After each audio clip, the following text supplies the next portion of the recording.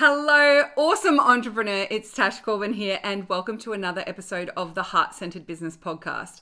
This is episode number 363, which means you can find all the relevant links and the show notes for today's episode over at tashcorbin.com/363. In today's podcast episode, I'm answering the question, do you really need to be in a mastermind? Now, of course, you don't, right? The ultimate answer is no, you don't. But what I want to share with you in this episode is how to decide whether a mastermind is the right fit for you right now, and also the different types of masterminds that are available, and when there might be some signs that it's time to jump into one. So I've already answered the question. No, you don't always need to be in a mastermind. It's not something that is like a non-negotiable when it comes to growing your business. I've seen that said a few times, and I would hesitate to guess that that person runs a very expensive mastermind, and that's why they're telling you that you have to be in one at all times. You do not have to be in a mastermind at all times, but let's dive in and dig into this a little further. I'm Tash Corbin, and this is the Heart-Centered Business Podcast. So, firstly, you do you. It's totally up to you whether working in a mastermind environment is the right fit for you or not. There is no hard and fast rule that says you must be in a mastermind at all times, or even that you have to be in one ever.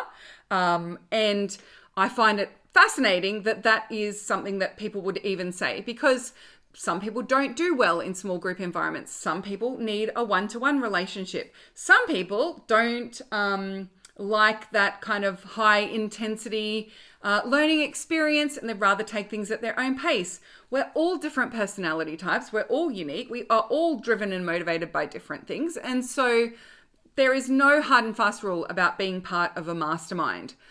There are times where it can be a very powerful choice to join a mastermind. So I want to talk through that. But before I do, what exactly is a mastermind? Well, they take a lot of different forms, but in essence, anything where it's a group experience, generally it's a smaller group, like 20 people or less, where you're not just learning from someone who's facilitating, but you're also creating peer-to-peer relationships and peer-to-peer learning opportunities, would be a mastermind. And so you can see high ticket masterminds for $30,000, $50,000, $100,000. There are low ticket masterminds where it's just, $100 a month or a couple of $100 a month, whatever it might be. And there are free opportunities as well. The most of the masterminds I've been part of throughout my business have been free ones. So they've been self-led, mostly like a peer-to-peer support network type thing. However, there have been times where I've joined paid ones, and it has been a big up level for my business, a huge up level for my business. So here are some of the things that make being part of a mastermind a pretty powerful choice for growing your business. Number one, it's surrounding yourself with people who are peers, who are ambitious, who are like-hearted, and who have achieved and done some of the things that you want to do as well. And so that surrounding yourself with the right people is a powerful move, and it definitely shifts me energetically, right? It shifts me from a mindset perspective and from an energetic perspective. One of the big ways it does that is because when I'm in that mastermind environment, I am more likely to stretch my goals. I'm more likely to set more ambitious targets or take on more creative, ambitious projects. I am someone who, I don't mind a bit of healthy competition as well. So, I'm pretty competitive when it comes to board games. And I love that sense of we've got that competitive spirit going on. So when I'm in a mastermind, for example, and someone has 1,500 people signed up to their webinar, all of a sudden that becomes possible for me as well. I think, I've been aiming for 1,000 people in my webinars all this time.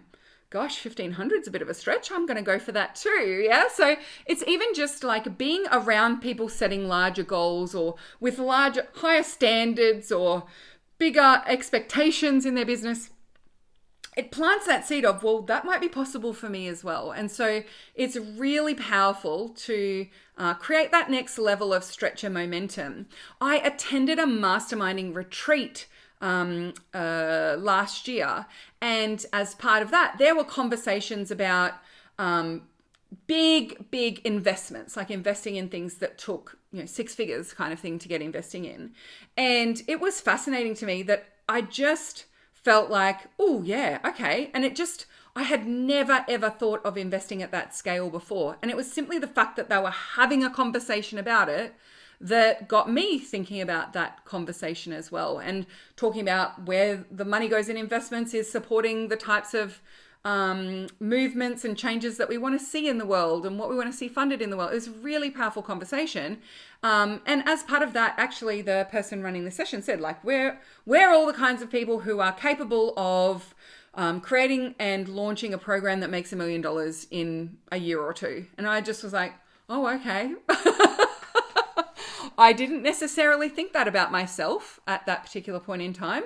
But as soon as that person said it about me, I did. I was like, yeah, I am one of those people, actually. That's definitely available to me. So it really does create that stretch. And that leads me into the next powerful thing that comes from masterminds. And that is that other people see you a certain way, and then you can start seeing yourself that way as well. Sometimes we need to borrow other people's faith in us before we have it for ourselves. But just like the fact that you're in the room with these fancy people. I remember in probably my second or third year of business, I was in a mastermind, and one of the people in the mastermind, she always flew business class. That was one of the things that she had. And she just said to me sort of off the cuff, oh, well, you're 6'2", Tash. You would be flying business class all the time already, wouldn't you? And I, like, at that point in time, I was mostly flying business class. It was mostly through points or bidding to upgrade. I wouldn't at that time pay for a business class ticket. But I was like, yeah, actually, I do mostly fly business class. But it was just that beautiful reflection of like seeing me as the kind of person who that's just what I do. And that might be a really frivolous example, but it happens in hundreds and hundreds of tiny little ways. So you're seen as the kind of person who will invest in growing their team. You're seen as the kind of person who's committed to their business. You're seen as the kind of person who invests ethically in causes that they're passionate about, right? So whenever you join one of those masterminds, whenever you step into that space, there is this sense of being seen differently. And when you're seen differently, you believe new things about yourself. And I think that's really powerful and can be underestimated sometimes as well. I think also with that being seen piece, it leads me into the next thing, which is about visibility. And when you're in a mastermind, especially like if it's one of those smaller group type experiences, then you are far more visible to those people. And that creates a sense of accountability, right? So there are more eyes watching me more closely to see that I follow through on what I say I'm going to do. That sense of reporting back. And so that type of accountability can be really powerful for some people, right? For some people, the sense that everyone's watching and they're going to see if I don't do it is overwhelming and it feels hard. But for others, they know that sense of accountability through visibility is actually really effective for them. And so that's another layer of how masterminding can be quite powerful. If it's a mastermind that's facilitated, then it's also a powerful opportunity for mentorship and really that closer connection with a mentor. Usually a mastermind will go for 6 months or more, especially the higher ticket ones. But even if it's one of those like 90-day mastermind type experiences, that's an extended little period of time where you're building that relationship and getting to know the business. And over 90 days, a lot happens and sequences together in a business. And so if you're not in that sort of container of a mastermind experience, you're in a course, for example, and there's not that same level of connection on an ongoing basis, it's not quite the same like journey of mentorship. So mentoring is really powerful. And because you are in that experience, not just with a facilitator, but also with peers, then it brings so much more shared experience to the table. I mean, think about it. You could work with me one-on-one. Well, it's my experience that you're getting access to. But if you come and join my mastermind, where I'm bringing together a bunch of people who are at similar stages of business, who are ambitious, who are in the heart-centered space, then all of a sudden there's dozens of people that you can tap into, right? Like there's a whole extra network. There's more shared experience. There's more knowledge. There's more recommendations. Like one of the biggest benefits I have got out of the masterminds I've been part of is saying, I need a VA who can do X, Y, Z. Anyone got any recommendations? I get a recommendation. That person does a really good job. I don't have to faff about trying to find someone, a stranger on the internet. And so there have been dozens of those sorts of experience where it's a recommendation of a book or a course or a person, a hire, a mentor, speakers for my events, like just all the things that you need when you're in business. It's so powerful to be able to tap into that collective wisdom and get those recommendations. Another thing for me that's been very powerful about being part of masterminds, and it's something that I am very focused on in facilitating the masterminds that I do, is cross promotion and really seeding and promoting cross promotion. So, we are able to borrow each other's audiences for each other's benefit, right? When we borrow each other's audience and it's a reciprocal relationship, everybody wins. And so that opportunity for cross promotion is really powerful, and particularly in facilitated masterminds, because everyone is usually in a similar stage of business, or you get to know what stage of business people are in quite deeply, quite quickly. You know what their niche is, you know what their audience is going to be about. So those cross promotions are far higher quality, far more effective. And so you're also not wasting so much time, jumping into cross promotions with people who don't have the same scale of audience that you do, or don't necessarily have a consistent enough presence on social media. When I first started my business, I said yes to every podcast, every YouTube interview, every opportunity that I could to get in front of other people's audiences. And some of those never saw the light of day, right? The person never launched the podcast. The person was starting a YouTube channel but never actually followed through. Or, the person did have a YouTube channel, but I can see 6 months later it's had 5 views on that video. So it's not necessarily been a fruitful cross promotion or endeavor. But as you step into masterminds in particular, it's a certain stage of business. There's certain foundations that are in place, and everyone's in another level of commitment to business growth. And so because of that, the quality of those cross promotions and opportunities to share audiences can be far more effective and valuable for us as well. So there are lots and lots and lots of different types of masterminds that you can join. So you can join a mastermind that's free. You can create one of your own that's free. There are masterminds that are paid. There are ones that are led, that one person in particular is leading the way, whether it's free or paid. And there are some that there is not one specific leader. So I've also been part of paid masterminds where we pay a facilitator, but that facilitator is not necessarily a mentor. And that was actually one that I was in particular. It was very effective because the person who was facilitating the mastermind was a brilliant facilitator. So they didn't necessarily have, an advanced business. They didn't necessarily have the marketing strategy and the things that we wanted to work on, but they knew how to draw it out of us to support each other. And so that was a very powerful mastermind experience for me, actually. And it was brilliant for me because I had the business strategy and the business experience at that point in time. I was very savvy with social media and marketing, those sorts of things. But two of the other members were really good with the mindset stuff. One was an EFT practitioner and money mindset. Someone was a profit first professional as well. So it was just such a great mix of skills, and I felt like it was a really beautiful, well facilitated experience. So there are some that are led by a facilitator who's a mentor. There are some that are led by a facilitator who's simply there to facilitate the connections. And then you can also have self-led masterminds as well. You can have masterminds that are topic specific. So one of the first masterminds I joined was actually a self-led mastermind that I formed with other people who were doing a course with me. So we were all doing the same course, and we thought, well, why don't we do it together and we'll focus on the subject that this course is about. And so we're very specific about what the purpose of this mastermind is. And then there are some masterminds that are specific, not necessarily about a topic, but about a goal. So we're all going for our first 100K month, or we're all going for our first 10K month, or we're all going for our first running our first webinar, or we're all going for $1 million year this year, or whatever it might be. So it's more where we all have a similar goal. Or you can have masterminds that are more general and broad, where we're all in business, we all want to grow our business, we just want to have that masterminding experience where we're able to connect with each other and tune into collective wisdom and support each other through that growth phase. So there's lots and lots of different options when it comes to masterminding. What I specifically wanted to talk about as a final piece for this podcast episode is, when do I think it's a good time to invest in a good mastermind, right?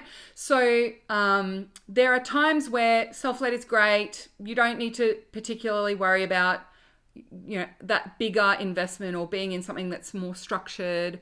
But I do think that there are times where it's just worth investing in a good mastermind. So the first one of those times is when you've tried to do some self-led ones and some free ones, but everything just seems to fizzle out and you are sick of things fizzling out. You want to know that when you step in the room is still going to be there in 6 months. It's still going to be an active room. You're still going to get the support that you need, and you're not responsible for trying to keep everyone motivated to be there. So that's a big reason why I've invested in a couple of masterminds, because I was the leader. I was always running the show. I turned up to a couple of calls and I was the only person there. I was like, you know what? It's time for me to have space held for me. I'm not going to be the space holder anymore. And so I decided to invest in and just be able to go in and be supported rather than have to try and maintain that momentum and stop the fizzle out. So that's a big one for me. Number 2 is where you specifically want to work with a leader who is a mentor. You specifically want to work with someone who can give you the answer or help you make a solid decision and just move forward. So there are times where it is good to ask a bunch of different people for their opinions, but there are also times where I just want to ask a trusted advisor to tell me what to do here or help me make this decision. And if you're in that space, if you're in that stage, if you've got that stuff coming up pretty consistently, a paid mastermind that's facilitated by a mentor is going to be very effective for you at that point in time. And so that's a good sign that it might be time to invest in one.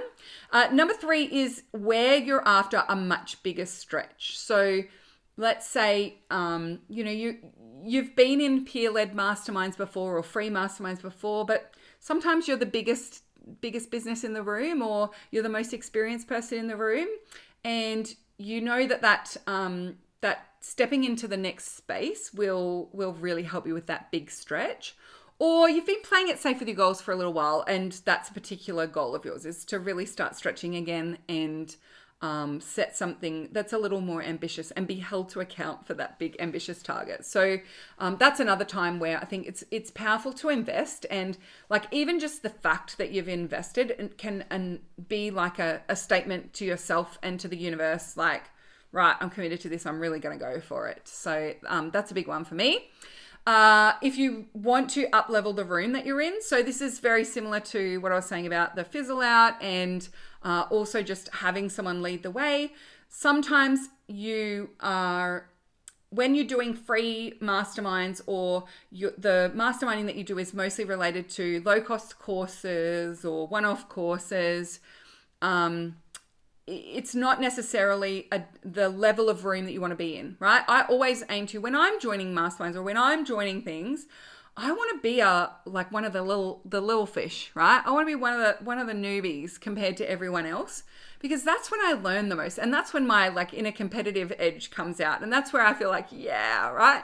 And it's not necessarily too far away, because if the strategies that they're talking about aren't available to me, and if those things are completely too far away from me, then that's not going to create a sense of excitement for me. That's going to create a sense of I'm way too far behind, I'll get overwhelmed. So, it's not always that I want to be the huge stretch away, but up-leveling the room that you're in, up-leveling the types of conversations that you're having. I facilitated a mastermind a couple of years ago, and one of the pieces of feedback that I got was like, it was such a relief. This person who had joined, it was the first time they'd ever been part of a program where no one was like, am I cut out to be a business owner, right? That conversation was done and dusted. In fact, our conversations in the mastermind were, we are completely unemployable now. There is no way I'm ever going back to having a job. So let's make this work, right? And so it was, really interesting reflection. And I think it's absolutely true of rooms I've been in before as well. Sometimes you just need to be in a room where everyone's committed. You just need to be in a room where everyone is like, no one is dilly-dallying on whether they're actually having a business now or not. No one is dilly-dallying about whether they should grow their mailing list or not. We all know that that's a foundation. We've got to do it, so we're just going to do it. And so up-leveling the conversations, the standards within that room, the expectations within that room, I think investing in a mastermind will create that, especially if you're discerning about the type of mastermind that you're joining and the level of the participants in that mastermind as well. Another reason it can be good to pay is if you are in flighty mode or you're in shiny object syndrome. And so I actually did this 4 years ago now, I joined a mastermind because when I looked at my bank statements, I do a quarterly review of my business bank statements, my expenses, and just see like, am I doing any unexpected spending or what am I spending most of my money on? I had bought a bunch of low ticket courses and I had been jumping from idea to idea to idea. So I'd bought a bunch of different things around Instagram. I'd hired an agency to help with my Instagram, and I'm not really an Instagram person, but I thought I better learn it and maybe I'm missing out on something on Instagram. I had bought something on summits. I had bought something on Facebook ads. I'd bought something on running longer form challenges, like a 21-day challenge. I'd bought something on events, right? So I clearly was in flighty mode. And what I realized was I knew what I needed to do. I needed to really nail and scale up my launch of the Takeoff program. And instead of focusing on that, I was looking for all these fun, shiny things that I could play with because I had some big mindset stuff around Takeoff becoming too big. And, I didn't realize it at the time, but I was really blocked about the Takeoff launches were getting too big, too successful. Too many people were joining at once. And so when I looked at that, it was actually looking at my bank statements that allowed me to see that. And then when I looked at it and I realized, I'm jumping from shiny thing to shiny thing, I went and invested in a mastermind. And my entry into that mastermind, I actually had a huge conversation with the facilitator and said, do not let me bring shiny objects. Do not let me play with, fun new things. This is what I'm focused on, launching the Takeoff program and scaling up that launch. And I want to do 3 launches this year. And the third of those launches ended up being almost $100,000 in that launch. So clearly that was what I needed. Clearly that's where my focus needed to go. And that was a really good decision for me to stop playing around in like lots and lots of tiny things. And I just chose one big thing and participated in that. And then the final reason that it can be really powerful and it's a good time to invest in a mastermind is when you want more visibility with that mentor. So, there are 2 masterminds in particular that I have joined simply because I wanted the mentor to know who I was. And I wanted them to know what I did. And I wanted to have that visibility with them.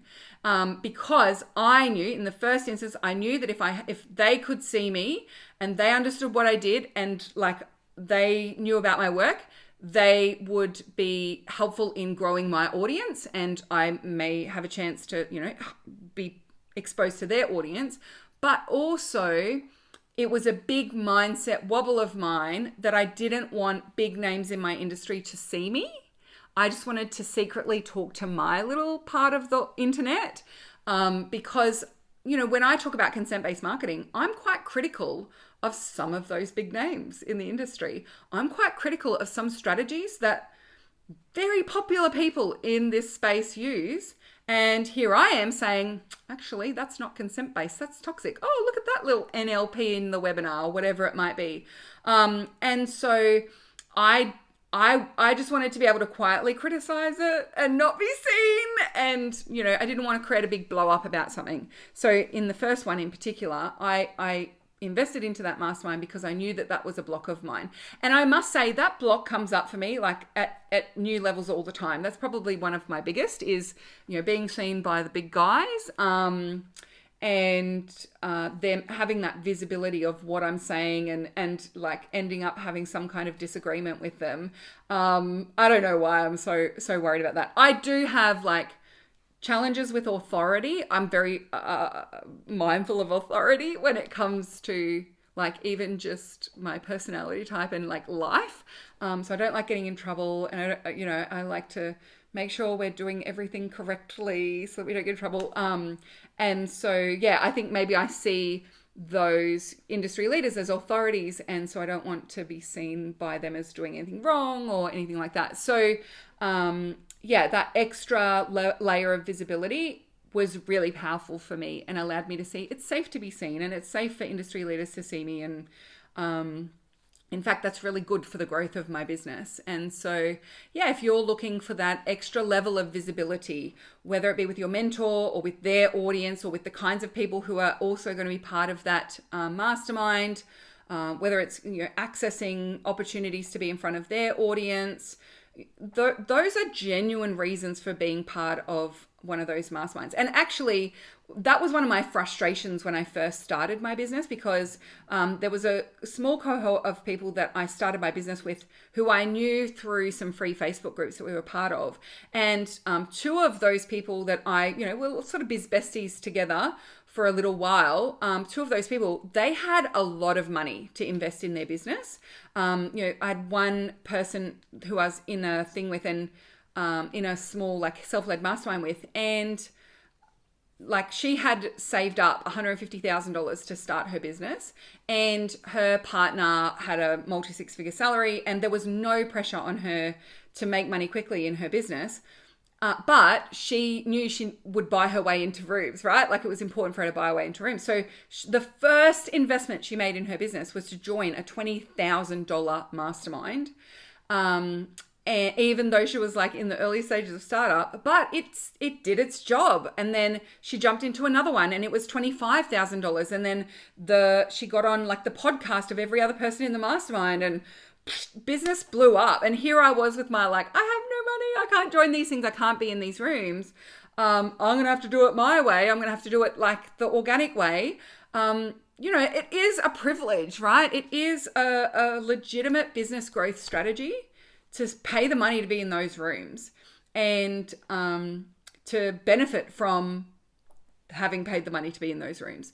So there are, times where investing in a mastermind like that will create more visibility for you, will create that acceleration of growth simply because of the opportunities that become available to you for being in the room. And I think to deny that that's the case is a bit short-sighted, and it understates, I think, the value that comes from some of those experiences, but also the privilege that comes from having the money to be able to be in those rooms. So that is our discussion around masterminds. Now, you might be asking, well, Tash, why are we talking about masterminds so much? You've mentioned that you used to facilitate masterminds. Do you have a mastermind? Is there an opportunity to work with you in this way, Tash? Well, actually there is. So the Heart Centered Business Accelerator is my mastermind to help those of you who are looking to scale to six figures and beyond. We are in the midst of pre-launch/launch at the moment. So if you would like to find out more, please come along to the show notes of today's episode, tashcorbin.com/363, and you'll be able to find all the details there, as well as a way to get in touch with me if that's something you're interested in, to ask any questions and see if it's the right fit. It's called the Accelerator, and that's exactly what it does. And I would love for you to be part of our beautiful mastermind. Thank you so much for joining us for this episode episode of the Heart Centered Business Podcast. Until next time, I cannot wait to see you shine. Bye for now. Would you like more tips, tools, and resources to help you grow your heart-centered business? Head to tashcorbin.com today.